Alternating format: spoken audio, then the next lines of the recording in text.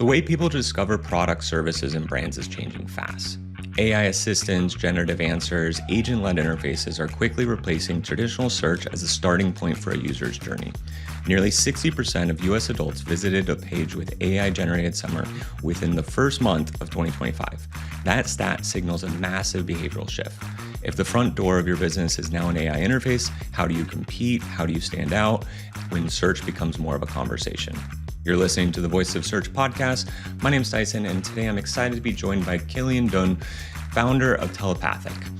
Telepathic helps brands build AI-native SEO tools that help e-commerce and SaaS brands gain visibility in emerging search platforms like ChatGPT, Gemini, and Perplexity. Today, Killian and I will explore who's going to dominate search in an AI area and how your brand can be one of them.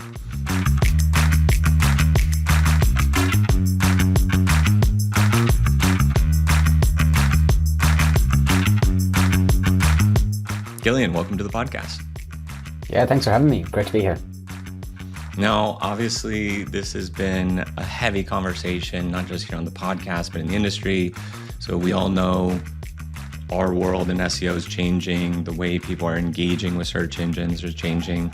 Maybe to kind of just set the stage for the listeners, like how are you seeing this evolution and how are you seeing the changes in the space that we compete in?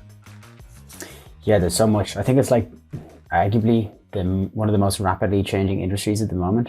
And so kind of everyone is scrambling to keep up and to understand what to do. And it's been chaotic, I think, for everyone.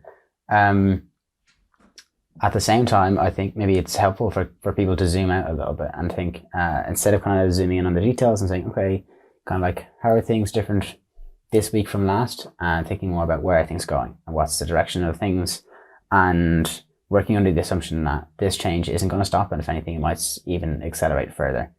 The trend broadly is that AI agents are becoming more and more dominant and will be more heavily involved in more of the buying journey. I think the biggest trend at the moment is that buying journeys are being compressed. This has been happening for a long time. It started off, like, let's say, as we kind of moved from a sort of a sales-led go-to-market where you'll have someone hop on a bunch of different calls to kind of go through a buying purchase, down to then kind of like product-led growth became very popular, where you could actually access a product without talking to a human. And we're seeing that happen more and more, that friction is being removed. And that's taking a big leap forward now with ChatGPT, where so much of that discovery process can happen in various different AI search tools.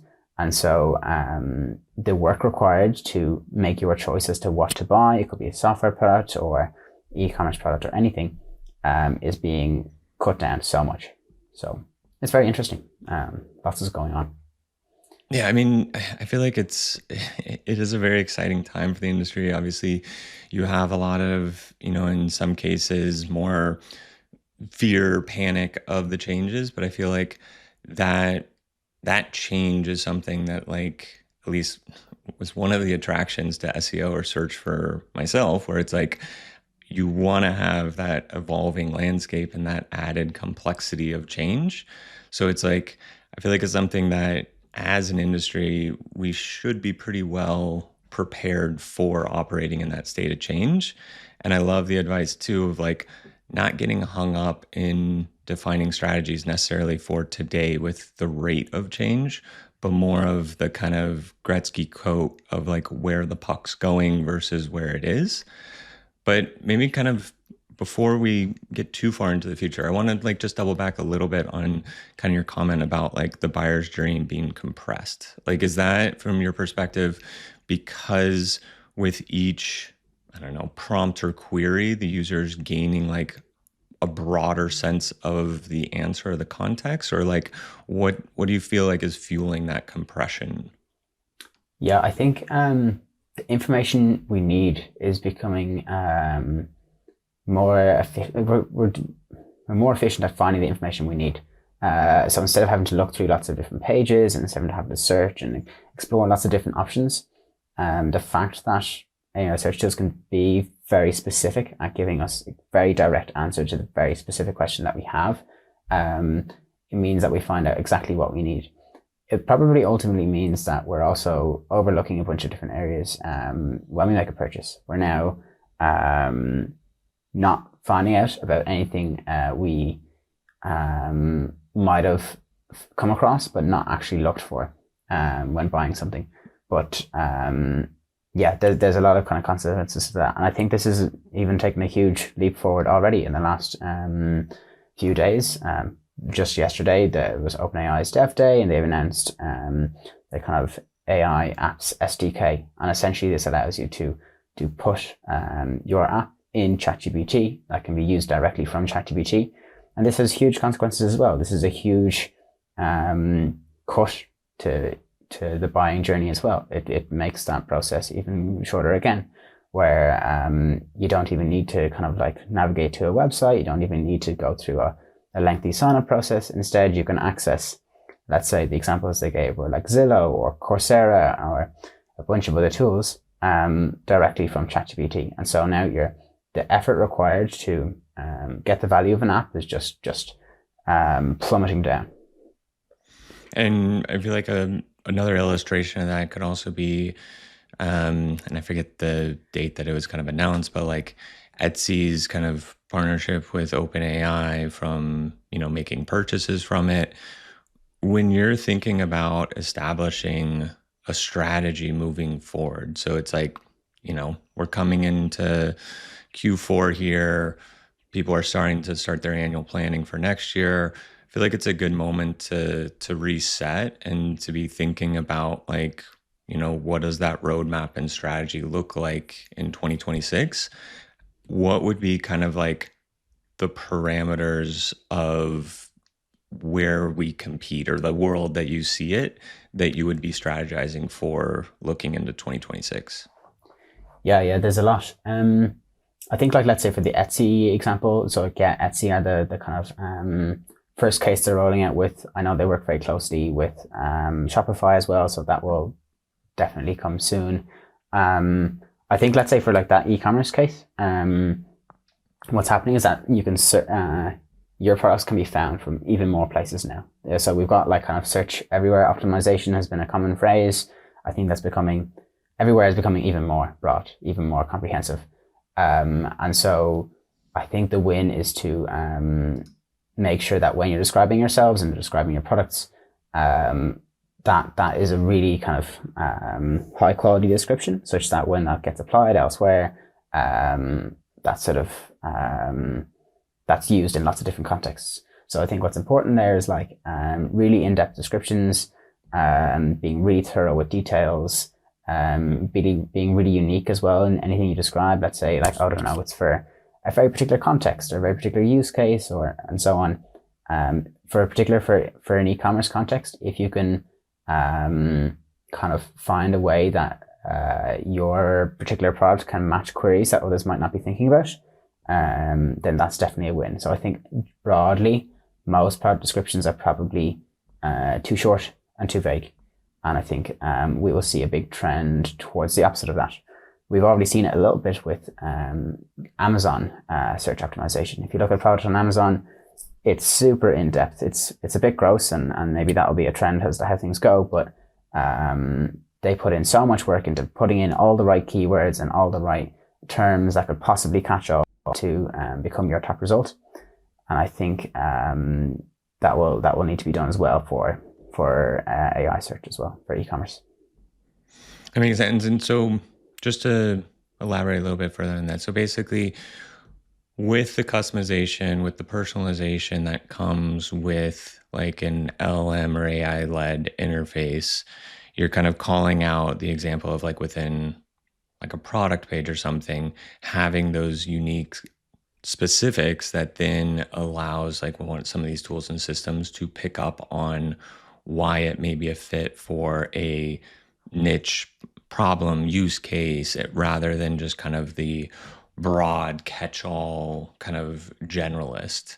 And in kind of like the progression of that, I would assume like content agents and having like specialized maybe content agents based upon personas to write different portions of content. Like, is that partly how you see like the development of those pages, is through both like the application of these tools in order to compete in them as well? Like, because I assume like with that level of customization, obviously there's a lot of legwork. So then the advantage of using some of these like kind of specialized systems and tools would have a, a strong place.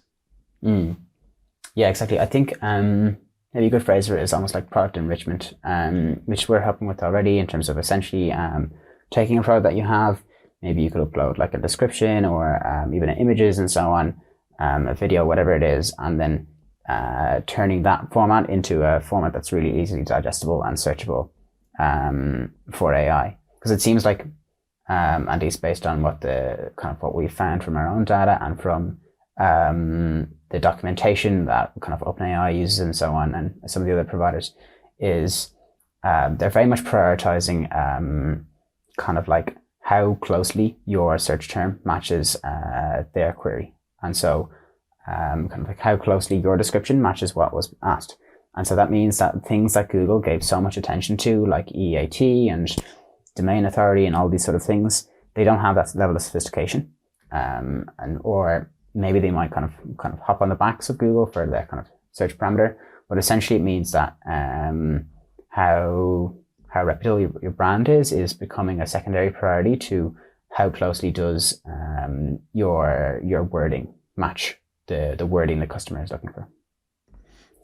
And with that, like, I feel like it's also kind of like painting the narrative of like we're moving into this like agents as a primary user. And it's like, I mean, in some ways, it's almost like a chicken before the egg scenario because it's like obviously you're needing them to respond and needing to basically like interact well with that in order to reach that end user. But like, how does your focus maybe shift or change? Like, are you still saying in SEO, we've always been like, follow the user, what's best for the user? Does this like have a paradigm shift to that kind of like classic SEO narrative of like chasing the user rather than the search engine? Like, how does this kind of impact the way you view that kind of like primary optimization efforts? Yeah, it's interesting.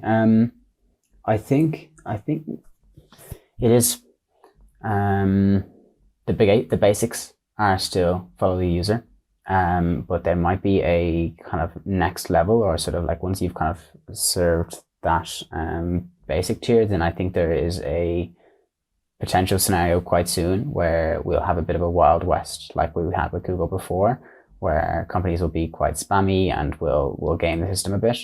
And I think there'll be ways of using software to find quantity and quality until eventually quality drops. I think that will trend towards that relatively soon. So starting to see early signs of that, and I think there will be a relatively spammy phase that enters soon, and it'll be up to the AI search tools to adapt to that. But also, yeah, I'm curious for your thoughts as well. Do you think it's better to be very user centric or search centric, or what have you found from the people you've spoken to? Yeah, I mean, it's a little bit of both in my mind. Like I think to your point, like your ultimate North Star should still be the user because even if you're needing to act through like these agents to be present and kind of just to like have a seat at the table, so to speak, you're still then looking at like a traditional consumer behavior element. And I see like a lot of the strategy of search shifting more towards those like traditional fundamentals of like consumer behavior as like more like textbook kind of like, I don't know, I want to say it's just like theories, but it's like more of that kind of like foundational element. I do think that to your point, like we need to be thinking in a broader sense. And when we're looking at, whether it's performance tracking and things like that level of variance of user experience will only continue to progress and change. And I think from that, you're still aiming at the user. It's more of like, okay, I just need to get on the field, get like a seat at the table, which you still have fundamental things that we've been working with in search for a long time, such as indexation health. There's been a lot of talk lately about JavaScript rendering again. So it's like, even though the world's changing rapidly, it's like we're still hitting back on these same kind of like principles and conversation that we've been having. It's just, a new flavor to it, a new twist to it. So I'm very much in the belief that like the fundamentals of the game has not changed. Like the same kind of characteristics and elements that have fueled strong performers in search, I think, are there. It's just now the strategy shifts a little bit, the tactics shift a little bit, like how you're prioritizing efforts will shift, but it's not necessarily saying like my approach from like a baseline is changing. So I think Mm. like user still remains your North Star. Now you kind of just have another layer in between in reaching that end user. Mm. Yeah, and like there haven't been that many usability studies yet on AI search. Like I think Kevin Indig from Growth Memo, he's done a good one, but like there aren't many. So it's still, there's a lot of research to be done as to sort of how is user behavior actually receiving these changes, and are people happy with them? What's the kind of common flows in that search journey? Which, this is slightly off topic, but I've been like really curious on this one. So I'd love to hear your thoughts on it too. It's like, so we all know, and like with whether it's the DOJ trials or Google's API leak, nav boost, we know engagement metrics are used like within it. Obviously, it makes a ton of sense. It's almost like a grading system, I feel like, on did they get the results right from like a ranking order. But as more and more of that experience is happening within the actual interface, how would those KPIs of NavBoost then kind of evolve? Like, are we still looking at things like click through rate from the SERPs, time on page, depth into the site?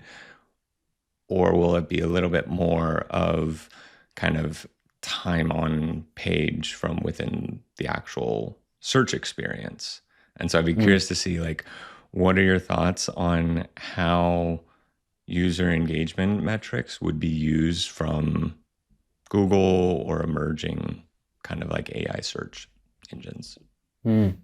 Yeah, it's really interesting. I think like there's maybe a question as to one, how will the KPIs you should track evolve, versus a second question of how will the KPIs people actually mostly do track evolve. I think Mm-hmm. in terms of what we should still like do our best to tie it to revenue, and do our best to maybe be a bit more open minded as to what to go for. So I think like general visibility and impressions, and kind of like maybe brand sentiment overall, um, will become more and more important. But I think there's a risk that SEOs, particularly those who are inexperienced or kind of or under pressure, might optimize for some of the wrong things. I think a few years ago we saw a trend where a lot of marketing was kind of being replaced with sales, like kind of AI SDRs and SDRs generally, and kind of like optimizing to most investment that would have gone to marketing went to sales, and there was kind of a year of the brand crisis, as they say, in sort of 2024. I think Trust Radius said this, where basically a lot of companies were optimizing for sales, essentially because the ROI was much more measurable, and the results weren't necessarily better, but it was saying, hey, if I put this money into outreach, or this money into generating leads, or our sales funnel, cool, we can really easily attribute that. Whereas in marketing, okay, hey, let's say our brand has gotten better, that's really, really tough. And so I think companies will need to be a little bit patient and say, hey, that we're going through the discovery phase, we're going to try some experiments, we want to stand out, and we want to kind of like put our best foot forward, but attribution is going to be more tough. There are more places that people are looking, and because searching is becoming more low friction, we're seeing that instead the number of places we are searching is increasing. So it's not necessarily, we've probably heard, like, it's not necessarily that Google's traffic isn't really down. Instead, it's just overall search traffic has increased. So the pie has gotten, Google haven't lost their portion of the pie. The overall pie has gotten bigger and been added to. And so it means that for a buyer, they are looking in more places. They have more touch points before they make a decision, which makes things like attribution a nightmare. What's a common flow that we hear about a lot is users will do nearly all of their research process in ChatGPT or Perplexity or wherever. And then, cool, found my brand of choice. I'll type it into Google. Google that gets a direct referral and the attribution goes to Google. But in fact, it was a bunch of other sources and so on. So it's going to be really tough. I think it's going to get tougher. And yeah, it's very interesting to see how it evolves. Which, okay, so like to that last point, and I completely agree, where it's like, even in my own behavior, like I'm doing a lot of that discovery phase within an AI interface. Doesn't matter, ChatGPT, Gemini, AI mode, whatever. But like from that, if we go kind of back to like earlier of like optimizing or strategizing for today versus tomorrow, if I'm looking at the operation of things today, I would be saying like, okay, within those AI experiences, there's going to be more of a traditional marketing advertising kind of strategy where I'm looking more for that kind of brand reputation, sentiment towards it, general presence. But it's like, in my mind, it's like a little bit of like a branding play where you're hitting a wide audience. Yeah, you're having very specific use cases to show up to those unique kind of prompts and complexities to it. But then you still have the tail end that it is that direct point of purchase, lower funnel type query that's going to be like your money pages or whatever, like high converting product pages, things like that. With kind of like the progression of agents, people making purchases, and I assume, we're on the cusp of having more advertisements within these like experiences. Do you see that strategy kind of like shifting over like this next year? Or like, do you think like, yeah, that's probably the place that we're going to be in for the next 12 months? Or like, or let me rephrase that a little bit, but like, when do you think we need to re-question that kind of like tail end bottom funnel presence on traditional versus like in these newer experiences? I think there definitely will be a questioning phase. I think like the methods that exist now in terms of like running kind of high scale simulations or experiments with very long tail searches does work now. It works well. We've seen it be very successful, and I think that will continue for a fair while. Like not super soon will that get replaced, but I do think it will be replaced. Maybe like a year or something, like that sort of timeline. I think the kind of interesting aspect of like where this is going is a lot of talk is about, okay, hey, how will my my query be really personalized to me? I think like lots of tech bros I talk to and so on saying, hey, these AIs will have full context on you and they'll be able to know exactly what you need, and you just need to basically do almost nothing and it will find the right product for you. I'm less of a believer of that. I don't think personal context is that easy to extract. The good example is Google. Google has absurd levels of context on us, and the height of sophistication that's gotten to is search history. Have you written the exact same term in? Then okay, yeah, we'll put in that term again. That's it. I think there's a degree of people not wanting it, but there's also a degree of it's really hard to extract what is meaningful from all of your previous activity. It's becoming easier, but still really, really hard.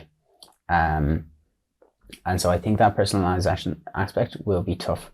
What I do think might be interesting, and this is probably where these AI search tools could become huge cash cows, is if they start extracting moments when you show that you are really high intent, and then flag that person for you as being a potential buyer. Let's say, hey, I need a personal bank, and someone searches, I'm looking for a personal bank for someone in my demographic, and you show a really high intent level for that.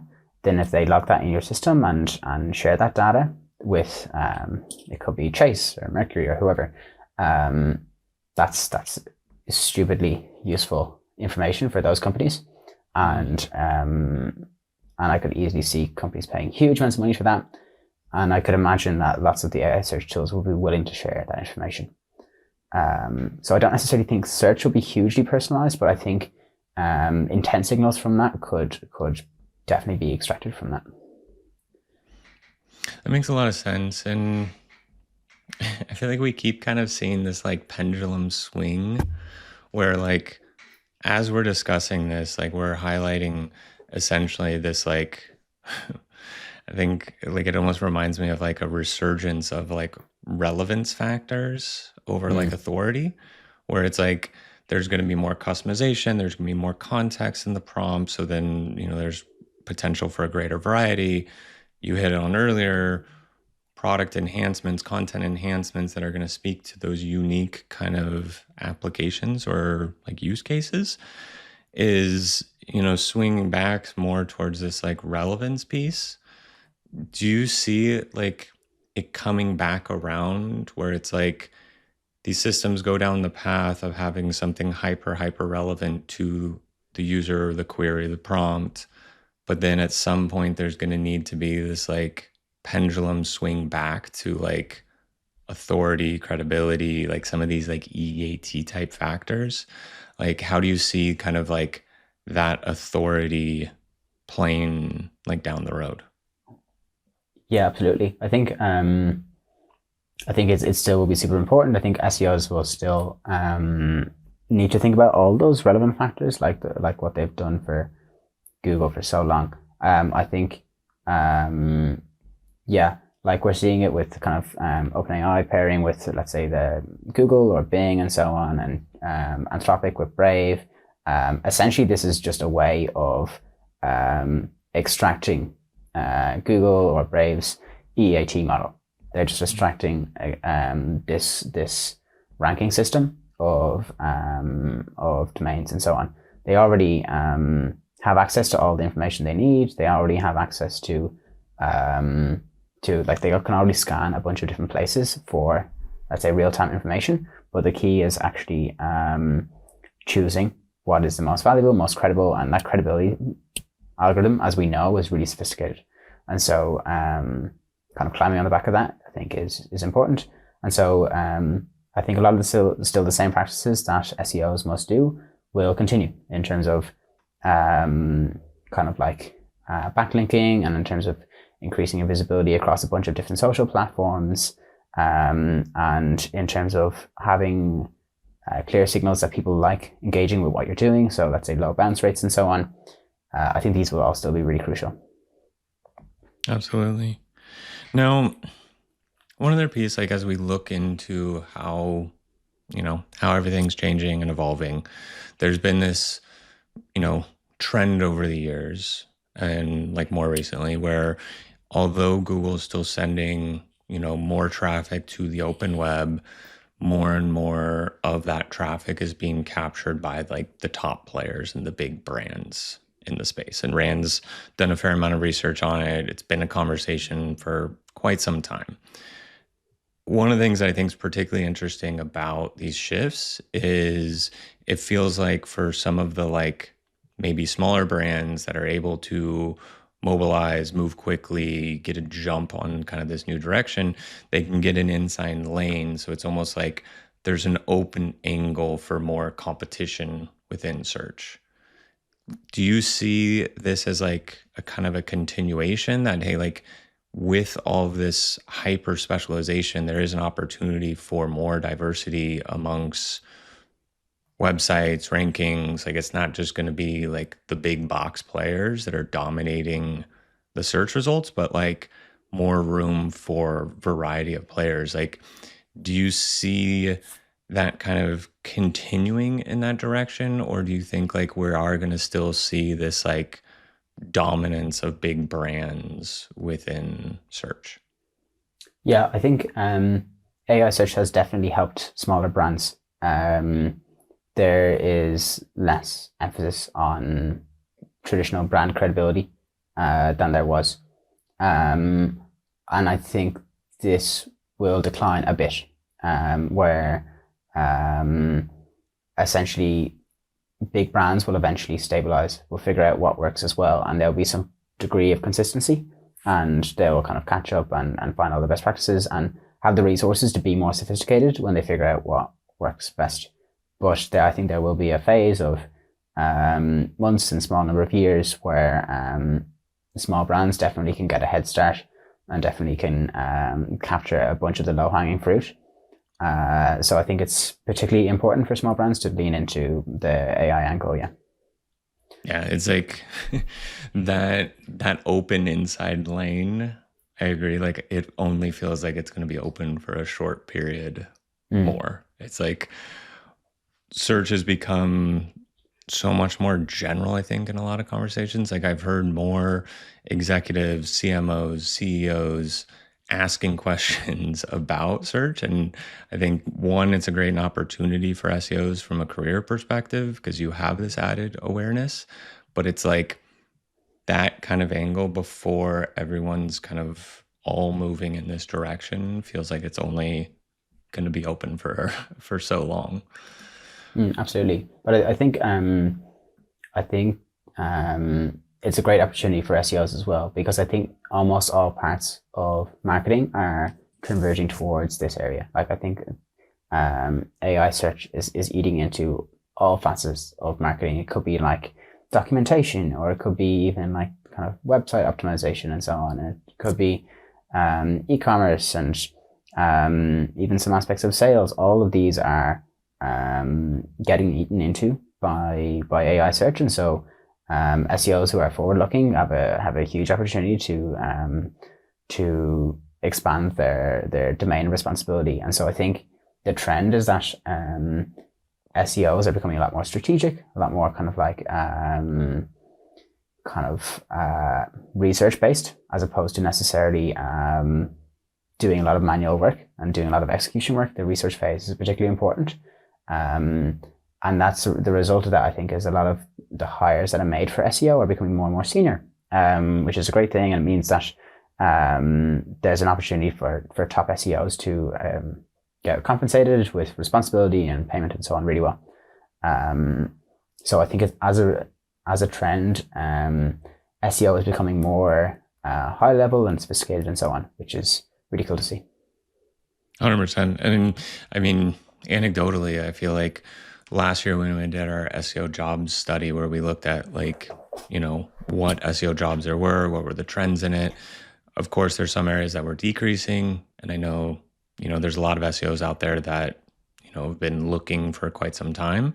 But like the areas that we saw growth were in those more senior director and above type positions. And so I think although there's a lot of competition out there, there is like a glass half full component of some of the roles leveling up, having that more kind of higher ceiling almost like in the industry.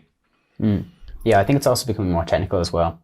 There's more of a need to run very specific experiments, where there's a very narrow question that needs answering. And having the tooling or access to the tooling or the understanding to be able to find that answer is becoming a huge win. Absolutely. And pace that we need to be operating in with that. It's like the pace of those tests and experiments is just going to further increase in my mind. But with that, we're going to move on to our kind of lightning round. So I'm going to throw a few shorter form kind of questions at you. Each one's going to have a different kind of theme to it, but a little more kind of, bite-sized question and answers here. So the first one's going to be buy or sell. Are you buying or selling that a small handful of brands will dominate the AI search era more than what we saw in the last 5 years? I'm selling on the short term and buying on the long term. So I think early on there will be a lot of brands that do well, and then over time it will consolidate towards a few that have really nailed it and kind of like reached the limits as to what works. But I think that will happen on the order of 2-3 years. Absolutely. I mean, we hit on it earlier in the conversation. That window is open right now, but as more and more brands kind of mature into this new space, I would agree the competition, the kind of resources, the ability that the bigger brands will have is going to be a tough piece that will come back into the industry. Absolutely. Next one, trend or trash. Optimizing for AI agents over traditional methods. Trend, or like very, very bullish. Now, maybe obviously, but yeah, I think AI agents is going to be the default very soon. I think that'll be in a couple of years. The number of users navigating the web will shift from being mostly people to mostly agents in about 2 years, I think. I think that's absolutely going to stay, and I think Google will be important, and Google will definitely maybe even be the winners of it. But absolutely, I think this is the way forward. And maybe in like a shorter time interval, going into 2026 planning, would that already be kind of like the target or the assumption in creating your strategy? Well, as a company that specializes in AI search, I would say don't do AI search before doing SEO. So like, I think SEO is still more fundamental and still covers more of the basics before you kind of reach to a level of sophistication to do AI search. There may be a few exceptions in terms of like very high tech startups, very kind of like niche areas can have a bit of a different audience, and so maybe it's worth it then, but that's rare. I think most SEOs will be best focusing primarily on SEO, and then as they kind of like mature in their journey, then can move towards AI search. 100%. Like fundamentals are still there. We're still looking at indexation health, crawlability, then layering in the optimizations on top of it. But yeah, if you don't have that fundamental, it's like you're not even in the game to begin with. Yeah, AI search can take you from level 2 to level 3, but if you're not at level 1, then don't worry about it. Absolutely. So next one, crystal ball. Looking out into the future, predictions of how things will develop. How will discovery in the buyer's journey look like in the next 18 months with agents as primary users? Yeah, I think so. We've got examples of like Perplexity, Comet. I think OpenAI will release their own this kind of agentic browser. I think soon after Google will too, and in about 18 months those will be commonplace, and they will do the vast majority of the research for you. So we have kind of like summaries now in AI, but essentially now they'll start navigating websites for you, clicking on buttons, looking at reports and so on, and coming back with analyses for you almost to make the decision on your behalf. Absolutely. And I mean, a lot of it's like, I've been almost describing to people, it's like thinking of like personal assistants in that regard, where it's like, yeah, it's that not just presentation of what's already stored, cached, but also that like acquiring of new information on your behalf, I think will be a key aspect of it. Absolutely. Next one's going to be, what's the word? What's one word in your mind that sums up where AI search visibility is headed? Compressed, I think. Yeah, I think that what's happening is noise is getting compressed into very specific information, and so it means that there are, as an SEO, there's probably a handful of main points that we want our brand to be known for, and we need to now be really, really selective as to what those points are. We kind of need to work under the assumption that instead of thinking, okay, hey, a user is going to hear 20 things about us and let's kind of have these 20 different messages, instead we need 1 or 2 messages that get like hammered home over and over. This is our message. This is how we're unique. Anybody hears us, they think this is how, this is the concept they think of, and getting that message really dialed will be a huge part of positioning, and the rest will get compressed into that single message. I think from my side, I would add like complexity to it. And it would just go back to kind of your point earlier of how attribution is getting more difficult. You have greater variance in different users' prompts. So I think like the narrative or the kind of like the kind of source of truth in this is getting a lot cloudier and a little more complex in creating that like attribution line. And so it feels like we're kind of in this era of, you know, having maybe a few more blind spots or just kind of like not clear vision into some of those attribution lines. Is attribution the area you think that complexity has increased most?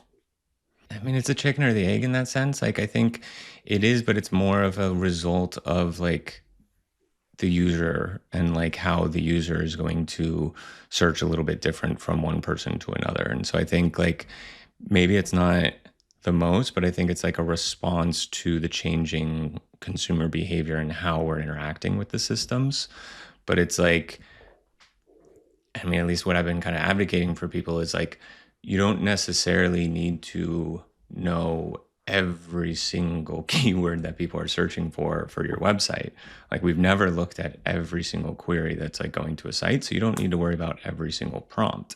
It's like you're using that for a signal and for kind of like validation into your efforts rather than like an exhaustive, like I need to know every kind of prompt that's driving users to my site.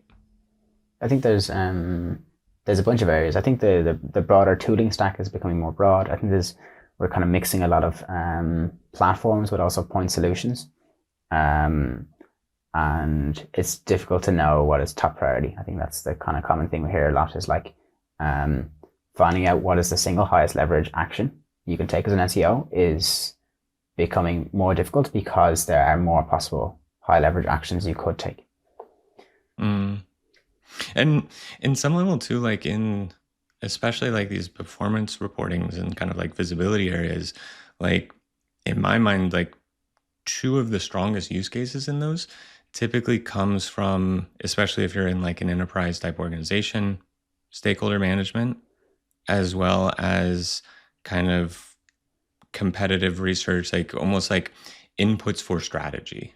And I think like those, if I'm looking at then how do I approach it, like those are going to be two areas that I'm going to be kind of aiming towards. Because I think like those are like some of the stronger ways that we should be using these tools rather than, again, like an exhaustive, hey, I want to like see everything just to see everything. Absolutely, yeah. Like I think looking at our own kind of experience, often the most popular features that we have are the ones that showcase the value of the work SEOs are doing. Okay, hey, this is how this impacts your revenue. This is how it impacts your conversion, and so on. It all starts from there. Maybe you might need to do some work to get there, but that's ultimately what you want to show executives. And what's cool is that this is now being used in like in really senior contexts. It's being used in board presentations, with C-suite conversations. That's the narrative that's going on as to, hey, we need to win in this organic channel. And now that SEO is a really big part in that, it's becoming such a key role, a key area. It's really cool to see.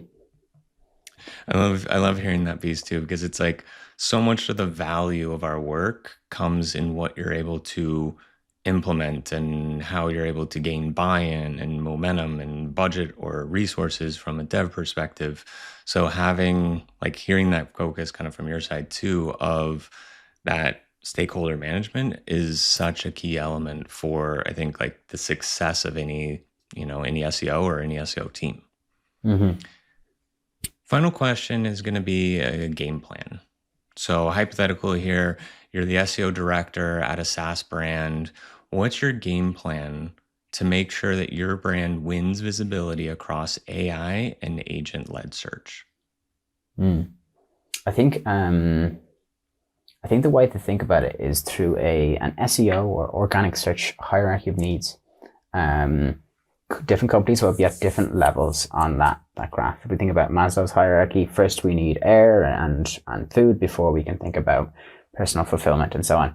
And so I think the first step will be to audit what layer you're at, and then the plan comes from how to move to a higher layer.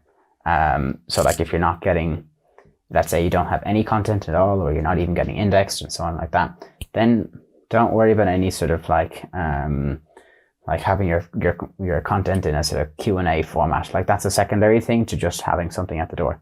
And so, but similarly, like let's even for really sophisticated brands, like okay, hey, let's say you've narrowed down your page load speed to a really short time, and you've optimized these pages. Well, then you figure out, okay, hey, well, what are the pages that have the highest leverage, or where are the most influential gaps? And so I think the framework is to think about where are you in that pyramid, in that hierarchy, and what's the steps required to go to the next level. But we're creating a lot of content in terms of best practices and so on, and we try and tailor it to those who are at different needs. So guides based on those who are beginners versus intermediate versus really sophisticated SEO teams. And so I think different approaches are needed for each, but we can share playbooks and guides and so on to help with that. Absolutely. I mean, to your point earlier, it's like, don't go to level 3 before you've completed level 1. And so it's like, you still have to follow that fundamental principles building upon it.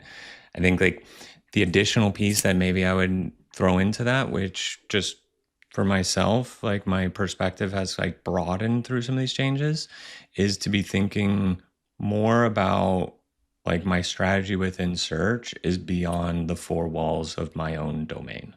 And I think we're seeing more and more the need where it's not enough to have a perfectly optimized website, but you need to be thinking about like all the other placements online that you can also be present to have better momentum in some of these more AI-led experiences. And I think more so than in the past, a successful SEO strategy has to look beyond just your domain and into other placements online as well.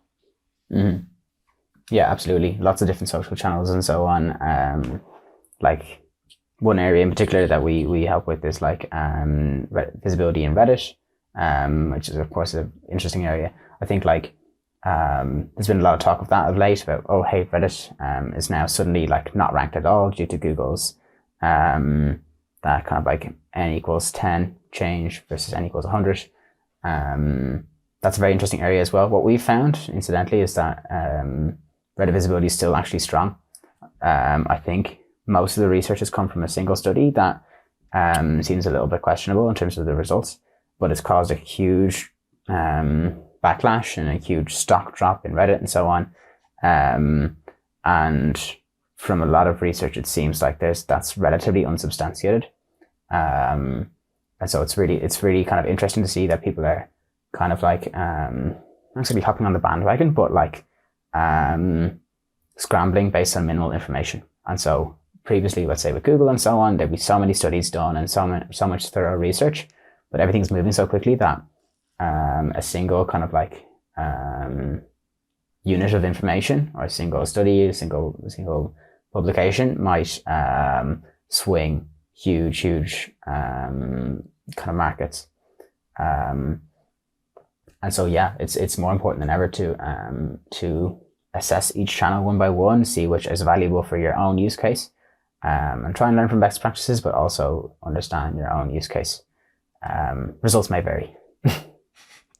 And I'm right there with you. Like on the Reddit piece, like a lot of times in this, I'm like, yeah, follow the money. And it's like knowing the size partnerships, knowing just kind of how perfect of a training ground Reddit is with like the built-in voting ranking element of it. That's certainly not something that I would be kind of sleeping on or ignoring as well. It's so structured, yeah. Yeah. Well, with that, that's going to wrap up this episode of the Voice of Search podcast.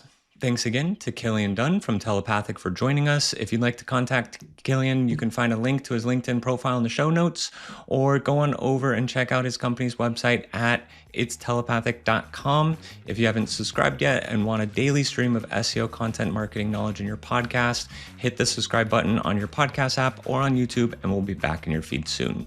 So with that, that's all for today. Thanks for stopping by, and we'll see you in the next episode.